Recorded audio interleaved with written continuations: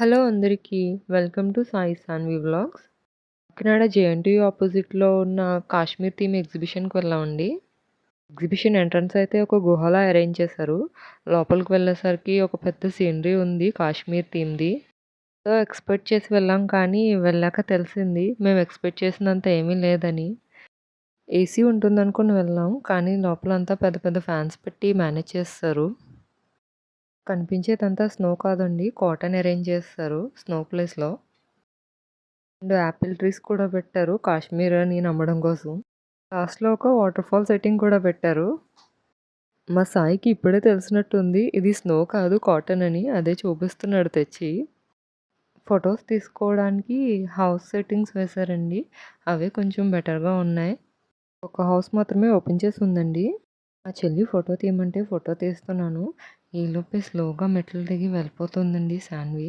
తనని పట్టుకోవడానికి మళ్ళీ వెనక పరిగెత్తాను.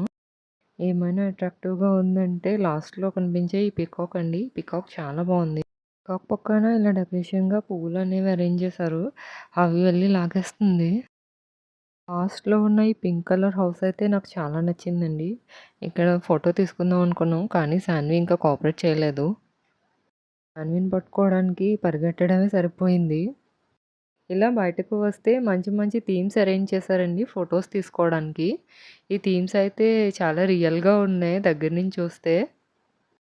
రైట్ సైడ్ అంతా ఫ్లవర్స్, వాటర్ ఈ థీమ్స్ ఉంటే లెఫ్ట్ సైడ్ మాత్రం రోబో క్యాట్, మంకీస్ ఇలాంటి థీమ్స్ పెట్టారండి చిన్నపిల్లల కోసం. మా సాన్వి అయితే మంకీని చూడగానే రియల్ అనుకోని ఏడ్చేస్తుంది. సాయికి మాత్రం భయం లేదండి. చక్కగా ఎంజాయ్ చేస్తున్నాడు అవన్నీ చూసి. అందులోని వాడికి ఆ రోబోస్ అంటే చాలా ఇష్టం. రోబో క్యాట్స్ అవి.